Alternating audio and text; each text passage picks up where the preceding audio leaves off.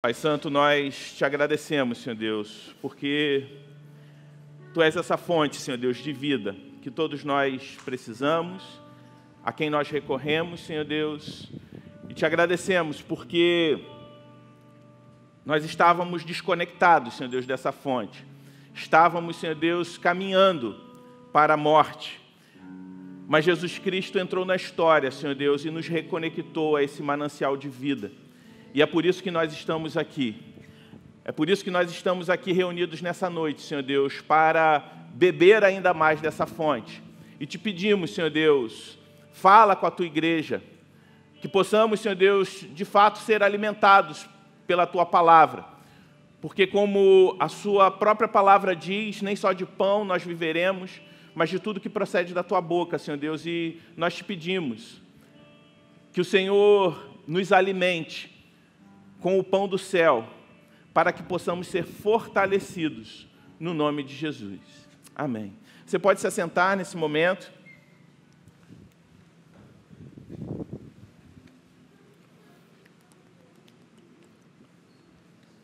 Queria dar boas-vindas a você que está aqui na Igreja do Redentor, caso você esteja nos visitando nessa noite. É muito bom receber a sua presença aqui hoje. Queria te encorajar a não ir embora sem passar ali no balcão de conexão quando a gente encerrar e retirar um presente que a gente tem para você, caso você esteja aqui pela primeira vez, ou não é a sua primeira vez, mas quando você esteve aqui anteriormente, pela primeira vez, você não retirou, acabou não retirando esse presente. Hoje a gente começa uma nova série de mensagens. Uma série de mensagens que tem como título Quem é o dono de quem? Nós vamos, nas próximas 4 semanas, falar sobre um tema muito importante para a nossa vida. É um tema que, às vezes, a gente não gosta de falar muito, que é falar sobre dinheiro. Mas é interessante porque a Bíblia fala muito sobre esse tema. E, talvez, até mesmo o nosso medo ou o nosso receio em falar muito sobre dinheiro seja exatamente pelo fato da gente falar pouco sobre ele. A Bíblia fala muito sobre esse tema e, às vezes, a gente acaba negligenciando o ensino a respeito disso. E essa série, o título dessa série, ele foi inspirado, né? Esse título foi inspirado numa canção popular de um cantor, o Frejá, que em uma canção chamada Amor para Recomeçar, em um trecho ele diz o seguinte: eu desejo que você ganhe dinheiro, pois é preciso viver também, e que você diga a ele pelo menos uma vez quem é mesmo o dono de quem. Essa canção não é uma música sacra, é óbvio, ela não é uma canção, uma música de louvor e adoração a Deus, mas como cristãos protestantes nós entendemos o conceito de graça comum, e sabemos que podemos extrair uma verdade importantíssima desse trecho dessa música.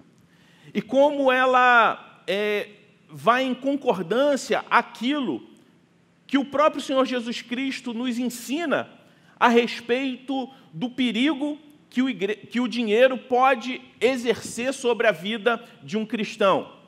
A gente pode extrair uma verdade bíblica importantíssima dessa afirmação, que nós precisamos dizer para o dinheiro quem é o dono de quem. Por isso eu te convido a abrir a sua Bíblia no Evangelho de Mateus, no capítulo 6, a partir do versículo 19, nós vamos ler um trecho do conhecido sermão de Jesus, que ele pregou na montanha, o Sermão do Monte, nós chamamos de Sermão do Monte, onde o Senhor Jesus ele faz uma afirmação a respeito do dinheiro. Uma afirmação a respeito de como nós, crentes, devemos lidar com o dinheiro. Mateus 6, a partir do versículo 19, nós leremos até o 24. A palavra de Deus diz assim: Não acumulem tesouros sobre a terra, onde as traças e a ferrugem corroem, e onde ladrões escavam e roubam, mas ajuntem tesouros no céu, onde as traças e a ferrugem não corroem, e onde ladrões não escavam nem roubam. Porque onde estiver o seu tesouro, aí estará também o seu coração. Os olhos são lâmpada do corpo. Se os seus olhos forem bons, todo o seu corpo será cheio de luz. Se, porém, os olhos forem maus, todo o seu corpo estará em trevas. Portanto, se a luz que existe em vocês são trevas, que grandes trevas serão. Ninguém pode servir a dois senhores, porque ou irá odiar um e amar o outro, ou irá se dedicar a um e desprezar o outro. Vocês não podem servir a Deus e às riquezas. Essa é a palavra de Deus para nós. Por isso, eu começo esse sermão te fazendo 3 perguntas. Qual é o poder que o dinheiro exerce sobre a sua vida? Do que você está correndo atrás? E o terceiro é a pergunta que o próprio Senhor Jesus Cristo faz: onde está o seu tesouro? Esse texto, ou melhor, esse trecho do Sermão da Montanha, nos indaga ou nos instiga a fazer essas 3 perguntas. E antes de responder essas perguntas, eu gostaria de esclarecer algumas coisas que talvez você tenha compreendido errado ao ler esse texto, ou até mesmo tenha escutado de forma equivocada a respeito desse texto. O Senhor Jesus aqui, ele não está condenando o dinheiro, ele não está condenando as riquezas, ele está falando sobre o perigo que a riqueza pode exercer na vida de uma pessoa. Até porque o versículo 19, ele não pode ser lido e desconectado do restante do texto. Jesus ele não está condenando a riqueza em si, até porque quando a riqueza, o dinheiro, as posses, elas vêm como fruto do trabalho e vêm de forma honesta, ela pode ser sim uma grande bênção na vida de uma pessoa. Jesus também aqui não está proibindo uma vida providente, a providência, o guardar, o economizar para o futuro, porque a própria Escritura Sagrada, lá em Provérbios 6, diz que nós devemos considerar, observar a ação das formigas, que trabalham no verão para ficarem abastecidas no inverno. Jesus tampouco está condenando você usufruir dos benefícios do seu trabalho. Infelizmente, tem pessoas que usam esse texto para viver uma vida sem planejamento nenhum. A Bíblia nos ensina que a forma ordinária que Deus provê para o nosso futuro é nos dando saúde para trabalhar no presente durante a juventude, ser sábio e guardar para o futuro quando não houver mais saúde e força para o trabalho como nós temos durante o período da juventude, na fase adulta. Eu não quero muito entrar nesse tema, porque isso é o assunto da semana que vem, sobre a ansiedade em relação ao futuro, aos recursos no futuro. Mas quando Jesus faz essa afirmação para não acumular tesouros na terra, ele não está falando sobre uma vida inconsequente e sem planejamento, não é isso. Até porque, à luz de Provérbios 6, a preguiça no período de verão ou no período que é possível trabalhar, ela pode acarretar um inverno de escassez, e a Bíblia chama isso de tolice, e de pecado. No texto que nós lemos, Jesus está falando sobre o que o meu coração corre atrás. Jesus está nos advertindo sobre isso.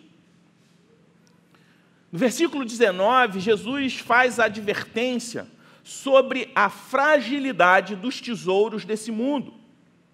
Jesus aqui está falando que qualquer coisa material está sujeita à deterioração ou ao roubo. E o roubo ele pode vir de várias formas. Não sei quantos aqui já foram assaltados, e fazer essa pergunta na cidade do Rio de Janeiro. Às vezes a audiência, você acaba tendo uma amostragem grande, né?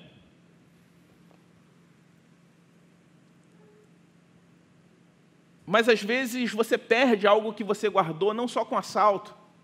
Na história do nosso país, nós temos, por exemplo, na nossa história, o confisco da poupança.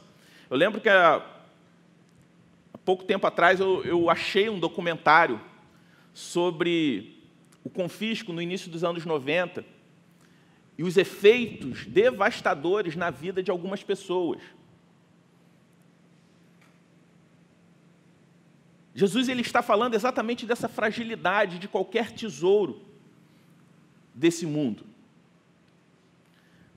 Qualquer coisa material, ela está sujeita à deterioração ou até mesmo você perder, como nesse caso, do início dos anos 90, o confisco da poupança, que era, talvez, o local onde as pessoas projetavam mais segurança para colocar os seus recursos que seriam utilizados no futuro. É interessante observarmos que, quando Jesus afirma isso, e ele faz uma alusão às pessoas que escondiam, escavavam dentro da própria casa e guardavam ali os seus tesouros, nós vemos que desde a antiguidade o homem busca segurança material e formas para preservar os seus recursos para o futuro. Então, investimentos, planos de previdência e todo tipo de poupança são desdobramentos de uma necessidade que sempre existiu no coração de qualquer pessoa, e isso é natural. Não há nada errado nisso. O que Jesus faz aqui é nos trazer um alerta sobre a fragilidade dessa segurança que nós buscamos. Outra realidade presente aqui no texto é a respeito do próprio roubo. O desejo de subtrair algo de alguém é fruto do pecado. Está no coração pecador do homem. Independente do tempo e da cultura, as pessoas sempre agiram assim. Por isso, Jesus traz uma ordem negativa, primeiro, quando ele afirma: não ajuntem tesouros nessa terra. Não coloquem sua segurança principal, a sua estabilidade de vida, somente nesse mundo. Jesus ele está afirmando para nós que tudo que não é eterno é eternamente inútil. Tudo que não é eterno não tem valor para a eternidade. Qualquer riqueza, qualquer posse deste mundo não tem valor para a eternidade.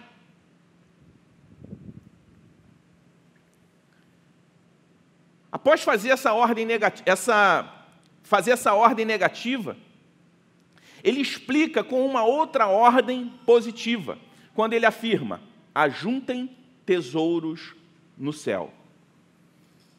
Ajuntar tesouros no céu não é criar uma espécie de linha de crédito celestial. Isso não é ficar tentando balancear com Deus, acumulando méritos pessoais diante de Deus, a fim de manter um saldo robusto no banco de investimentos do paraíso, para obter benefícios na eternidade. Não é disso que Jesus está falando. O que Jesus está falando aqui é uma apresentação da matemática do reino, que é uma contracultura à matemática desse mundo. Nesse sentido, o que Jesus está falando é que para o crente, ele ganha quando doa e perde quando retém. A matemática do reino, ela é oposta à matemática desse mundo. Que na verdade estamos ganhando quando estamos doando e perdemos quando deixamos de doar, quando retemos. Por isso Jesus está falando, coloque o seu tesouro no lugar certo. Porque onde está o seu tesouro, o seu coração vai atrás.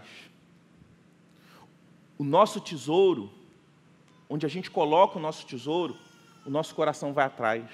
Onde está o nosso tesouro arrasta o nosso coração. Se a gente coloca o nosso tesouro nas coisas desse mundo, o nosso coração vai somente atrás das coisas desse mundo. Mas quando o nosso tesouro ele é ampliado, quando colocamos o nosso tesouro no céu, automaticamente o nosso coração vai atrás do céu. E Jesus faz essa advertência, afirmando que qualquer tesouro desse mundo está sujeito a falhas, seja por deterioração, quando ele fala que a traça e a ferrugem podem corroer, podem destruir os tesouros. O termo grego usado aqui é um termo que se refere a qualquer tipo de corrosão, seja em material metálico ou até mesmo apodrecimento da madeira, ou a traça que corroía os tecidos. E Jesus diz também que os tesouros desse mundo, além de estarem sujeitos à deterioração, eles também estão sujeitos a se perderem em circunstâncias imprevisíveis. Quando ele diz sobre os ladrões que escavavam as casas para subtrair as posses dos outros. Circunstâncias imprevisíveis como essa que eu citei, do início dos anos 90, do confisco da poupança, falência e todas as outras adversidades que a gente constantemente vê na história, e ainda assim a gente continua atribuindo segurança nessas coisas. Eu lembro que, pouco tempo atrás, a gente conversando sobre um episódio também que aconteceu algumas décadas atrás, talvez uns 20 anos atrás, aqui no nosso bairro, na Barra da Tijuca. O prédio que veio ao chão, pessoas que colocaram sua segurança, investiram dinheiro, compraram seu apartamento, no edifício Palace. Quantas pessoas colocam a segurança na casa própria, investem uma vida, e do nada, tudo aquilo desmorona. O que o Senhor diz aqui no Sermão do Monte é algo absolutamente simples. Chega a parecer óbvio. Se ao menos considerássemos com seriedade as nossas posses, nós compreenderíamos que elas pertencem a um mundo que é muito passageiro. Um mundo que não nos oferece nenhuma segurança. Na verdade, a busca por segurança nesse mundo e no que ele possui é a receita certa para se aumentar ainda mais a ansiedade. Vivemos buscando segurança nesse mundo para aplacar a ansiedade do nosso coração, mas o quanto mais depositamos segurança nas coisas desse mundo, ao invés de ter a ansiedade amenizada, o que nós fazemos é alimentá-la. Quanto mais ajuntamos nesse mundo a fim de nos sentirmos seguros, maior é o sentimento de necessidade por guardar conosco o que obtemos para nos mantermos seguros. E o que acontece? Nós ficamos menos seguros ainda. É normal você ouvir pessoas dizendo que o dinheiro não traz felicidade. E aqui o que Jesus está fazendo é explicando o porquê dessa afirmação. É porque a felicidade, ela depende de riquezas duradouras. E o dinheiro, por mais que você possa possuir, por mais que alguém possa possuir, comparado às riquezas que nós temos em Jesus Cristo, elas não são duradouras.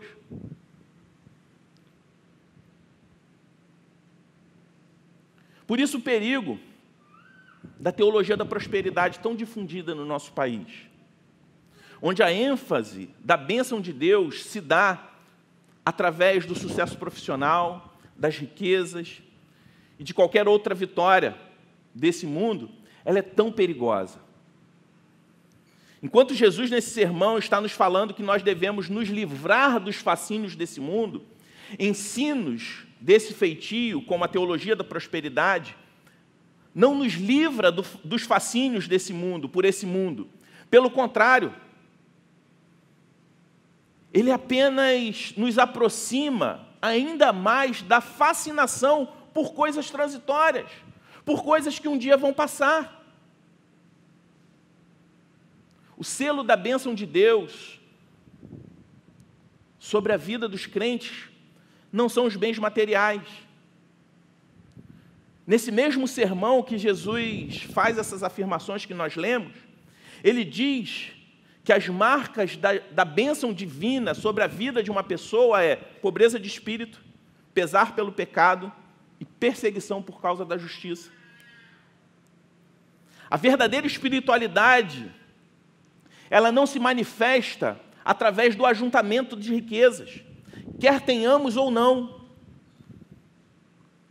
A verdadeira espiritualidade se manifesta em ser liberto do amor pelas coisas. É possível ser livre do amor pelas riquezas, sendo muito rico. Da mesma forma que é possível ser um escravo das riquezas, mesmo não possuindo riqueza alguma. Por isso Jesus pergunta: aonde está o seu tesouro? O que você considera realmente importante na sua vida? Quais são os seus sonhos? Digo mais, no que você sonha quando você está acordado? O que move o teu coração? A resposta para essas perguntas, certamente elas vão revelar, ela vai revelar onde realmente está o tesouro da sua vida. O que tem ocupado mais a sua mente? Jesus está advertindo aqui a todos nós que as nossas prioridades revelam aonde está o nosso tesouro. E prioridades erradas geram corações ansiosos. Jesus aqui está nos mostrando o remédio eficaz para um coração materialista. Por isso ele vai além e fala sobre o poder dominador que o dinheiro tem. E ele afirma: é impossível servir a dois senhores. Ou você serve a Deus, ou você serve ao dinheiro. E Jesus ele eleva o dinheiro, nesse momento, do patamar de ser simplesmente uma coisa, para praticamente uma entidade. Em algumas versões, talvez na que você tenha lido, a que você tem aí, Jesus ele fala: é impossível servir a Deus e a Mamon. Em algumas traduções está traduzido como Mamon, outras como dinheiro. Na que a gente leu na NA está como riquezas. Porque Jesus aqui usa uma expressão forte para dizer que o dinheiro, quando fonte de segurança, de felicidade, de propósito para uma pessoa, ele deixa de ser uma coisa e se torna um senhor, uma entidade. Jesus aqui nos alerta que o dinheiro, cumprindo, ocupando esse papel, esse espaço na sua vida, ele não é neutro. Jesus está falando que o dinheiro em si, ele não é ruim, mas ele pode se tornar extremamente perigoso quando a riqueza ela se personifica na nossa vida, quando ela é personificada, quando ela se transforma em um senhor. Jesus está falando que o dinheiro se torna o meu dono. Ao invés de eu ter o dinheiro, ele que me tem. Quando o dinheiro me possui, ele começa a exigir de mim, como os outros falsos deuses, os ídolos, exigem dos seus súditos. Ele começa a exigir da minha vida uma adoração exclusiva, ao ponto de, conforme o próprio Senhor Jesus Cristo afirmar, é impossível servir esses dois senhores, porque Deus, assim como o nosso Deus, os ídolos, eles requerem dos seus súditos o quê? Uma adoração exclusiva.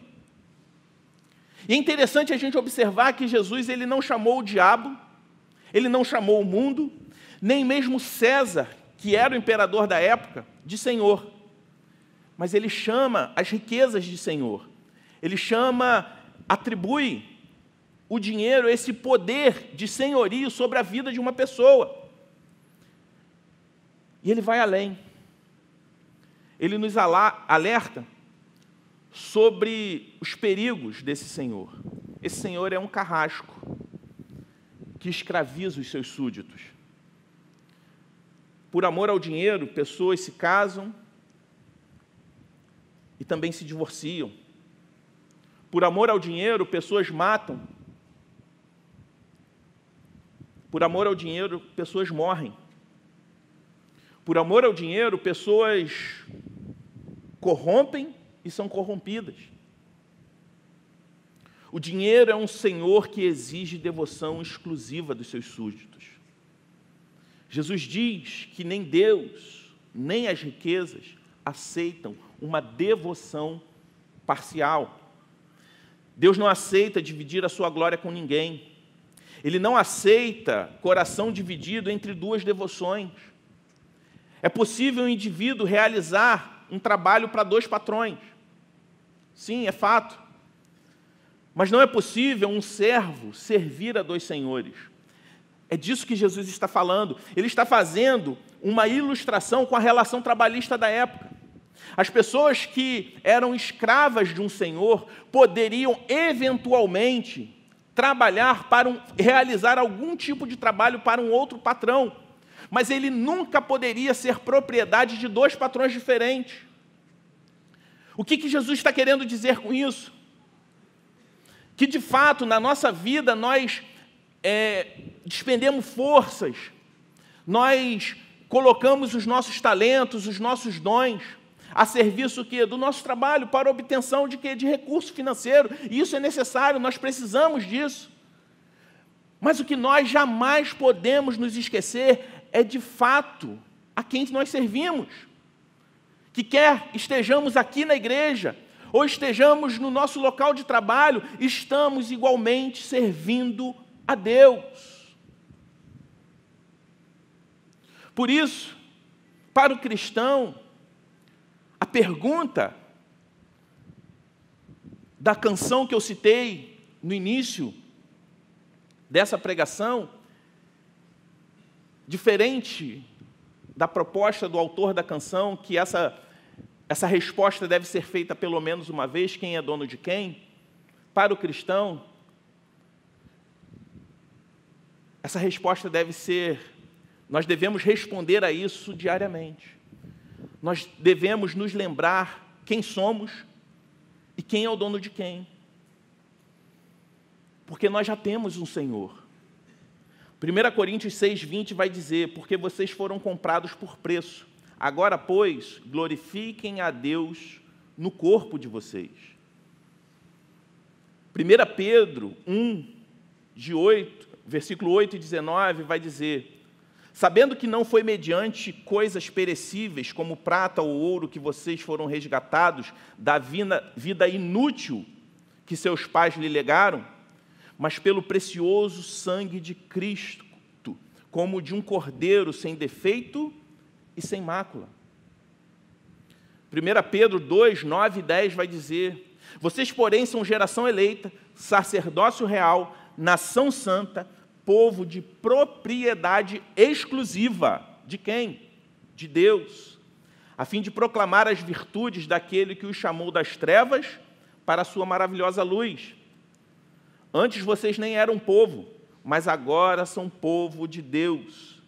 Antes não tinham alcançado misericórdia, mas agora alcançaram misericórdia. Quando nós nos lembramos quem de fato é o nosso Senhor, isso muda radicalmente a forma como nós nos relacionamos com as coisas. Quando Jesus diz que não se pode servir a Ele, a Deus e as riquezas, Ele é categórico. Quem serve a Deus não pode mais viver debaixo do jugo de Mamom, do jugo das riquezas. Quem é escravo de Mamom não pode servir a Deus. Ou você é propriedade de um, ou você é propriedade de outro. E como isso se dá de forma prática nas nossas vidas? Essa divergência entre pertencer a Deus e ser um escravo de Mamom, ser um escravo das riquezas. Quais são as evidências práticas de que o dinheiro se tornou ou está se tornando o Senhor da minha vida? Toda divindade, ela vai moldar a nossa visão de mundo, a forma como nós enxergamos as coisas. Todo mundo que serve a um Deus, a sua visão de mundo, a sua ética, tudo isso é afetado. Porque somos crentes, vivemos de uma determinada forma. Ontem eu estava conversando com alguns irmãos da igreja sobre alguns conflitos no ambiente escolar, por exemplo, né? O desafio que temos de sermos missionais e, ao mesmo tempo, resistirmos a determinadas pautas, agendas que vão totalmente contra aquilo que cremos. Porque o fato de crermos em Cristo, servirmos a Deus, é completamente incompatível viver de determinada forma, certo? Isso não acontece somente conosco. Alguém que serve ao Islã, um muçulmano, ele vai ter implicações práticas na sua vida, na sua ética, pelo fato dele ter essa devoção. O pastor Igor Miguel, que esteve aqui há 2 semanas atrás, recentemente ele fez uma postagem sobre os países que mais respeitam direitos humanos, que menos violam direitos de mulheres, de estrangeiros, são os quê? Países cristãos, sobretudo de matriz protestante. Por quê?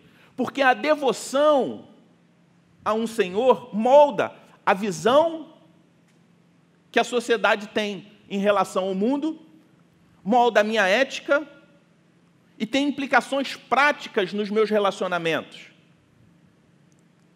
Por isso, quando o dinheiro se torna um Deus na minha vida, ele tem o poder também de moldar a forma como eu vou ver o mundo, como eu me relaciono com os outros, e vai moldar também a minha ética pessoal. Por isso eu preciso estar sempre examinando essas evidências. Quando o dinheiro se torna um senhor na minha vida, Deus sai do centro e se transforma num meio. É o Deus da teologia da prosperidade. É um realizador de sonhos e provedor de bênçãos materiais. O objetivo não é a glória de Deus, mas a glória pessoal. Eu não sirvo a Deus, eu quero um Deus que me sirva. Se esse Deus não me serve, eu o descarto. Foi a crise de muitos desses sistemas durante o período da pandemia.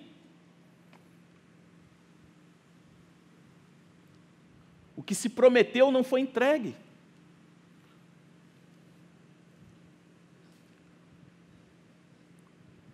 Outra evidência prática do dinheiro se tornando um Deus na vida de alguém é quando as pessoas começam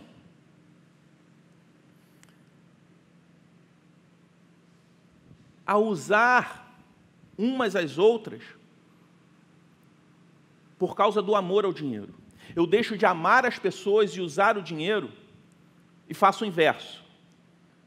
Eu amo o dinheiro e uso as pessoas para obter mais dinheiro. Jesus ele faz um alerta também no Evangelho quando ele diz que o amor ao dinheiro é a raiz de todos os males. Ele não está, observe, Jesus não fala, o dinheiro é a raiz de todos os males, mas o amor ao dinheiro, sim. Com isso, o dinheiro passa a ter peso final nas minhas relações. Por amor ao dinheiro, pessoas casam por interesse, fazem amizades por interesse, desenvolvem preconceito com pessoas que possuem menos. Por quê? Porque elas servem ao dinheiro. Logo, alguém só serve se ela também tem dinheiro ou se aquela pessoa é um meio para lhe trazer mais dinheiro. O dinheiro, quando se torna senhor, ele afeta a forma como eu me relaciono com os outros. Mas ele afeta também a forma como eu me relaciono comigo mesmo. E o dinheiro passa a determinar a minha ética. Eu começo a fazer qualquer coisa ou passar por cima de qualquer coisa para ter mais dinheiro. A ponto do dinheiro determinar ou interferir até mesmo sobre a minha dignidade.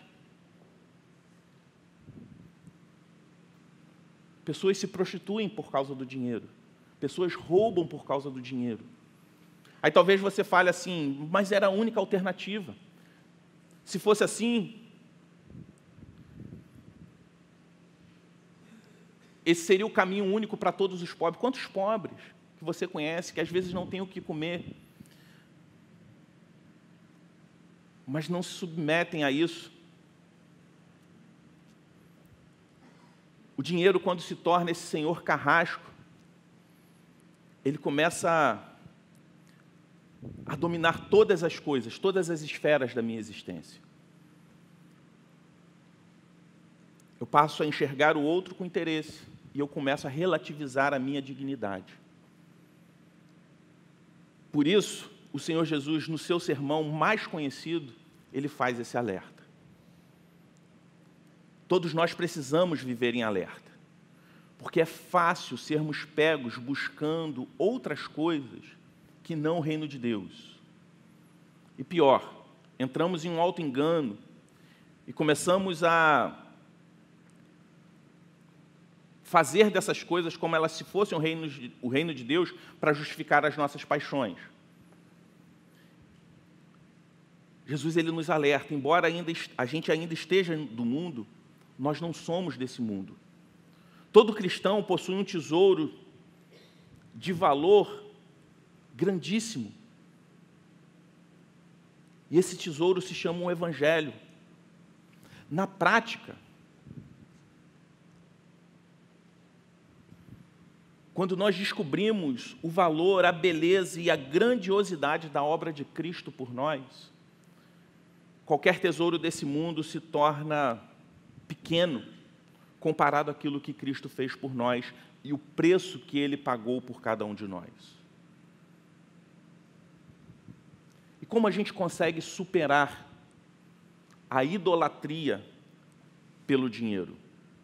A primeira coisa que devemos ter é um ponto de vista correto sobre a vida. E um ponto de vista correto sobre a glória de Deus também. O grande fato com o qual nunca podemos perder contato é que nessa vida, todos nós somos apenas peregrinos.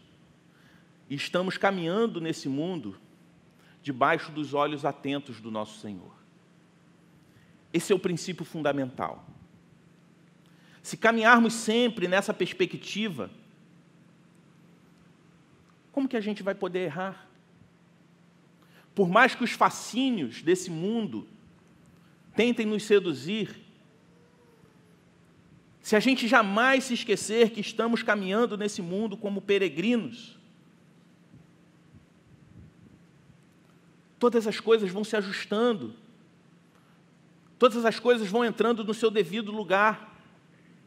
Por isso nós precisamos nos lembrar diariamente que estamos aqui de passagem.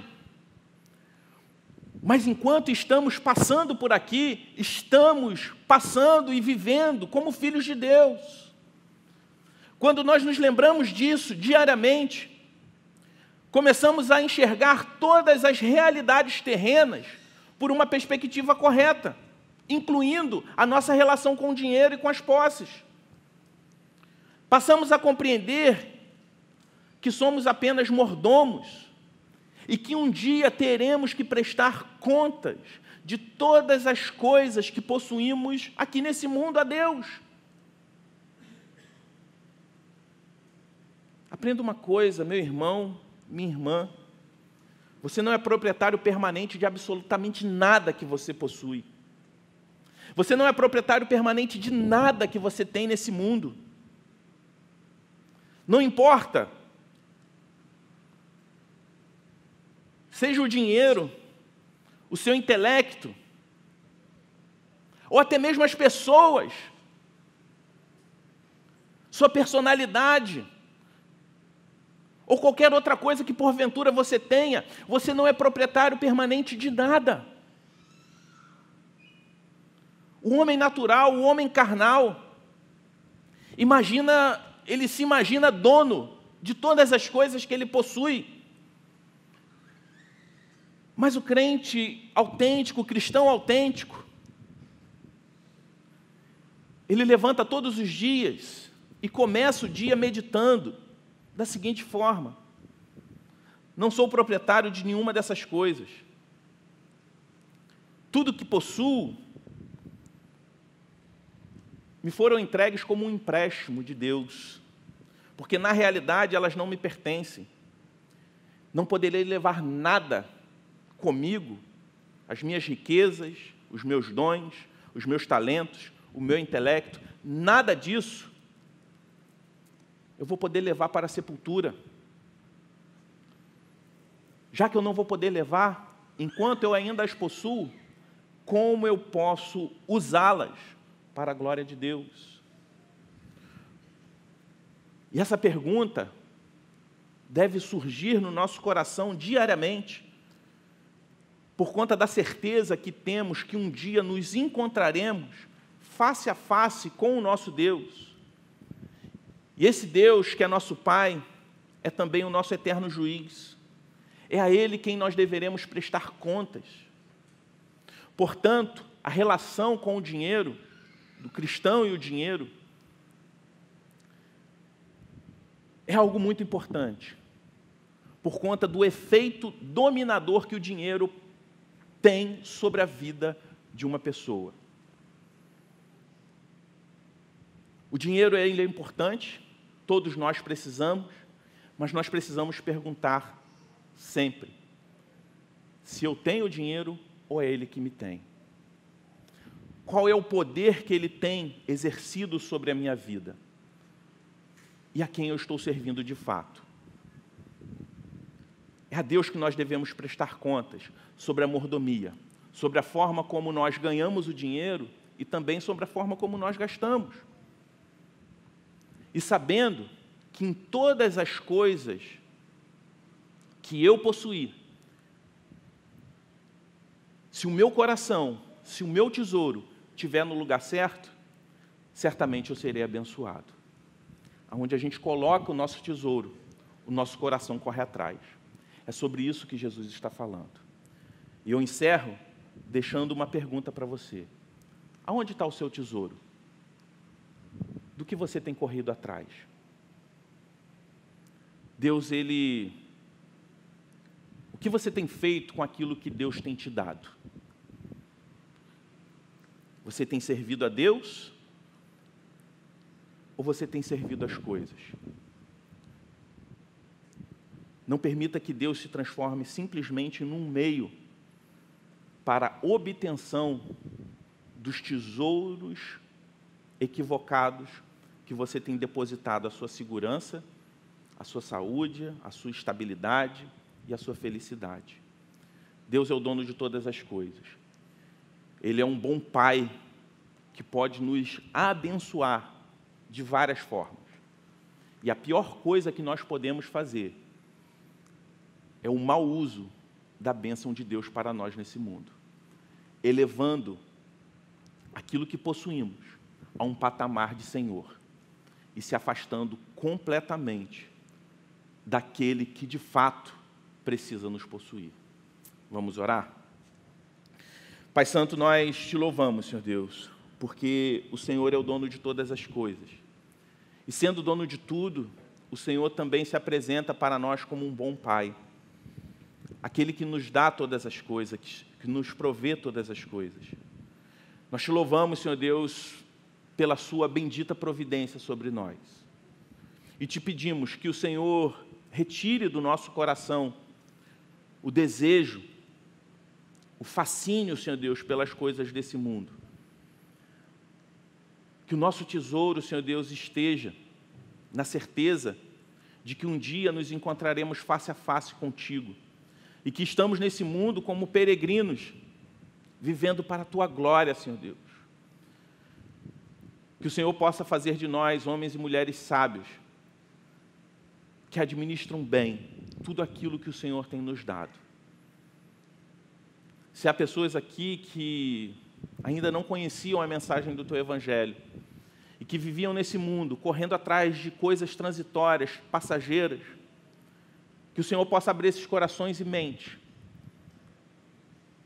e que elas possam compreender que existe um tesouro ainda maior, um tesouro que a traça, a ferrugem, o ladrão, nada disso pode tocar. Existe um tesouro que é o único tesouro, Senhor Deus, que jamais pode ser perdido, que é a salvação que nós temos em Jesus Cristo. A certeza de que um dia viveremos sem nenhum tipo de escassez. E essa segurança está disponível a nós, mediante Jesus Cristo, Teu Filho. Louvado seja o Teu nome por isso. No nome de Jesus é que nós oramos. Amém.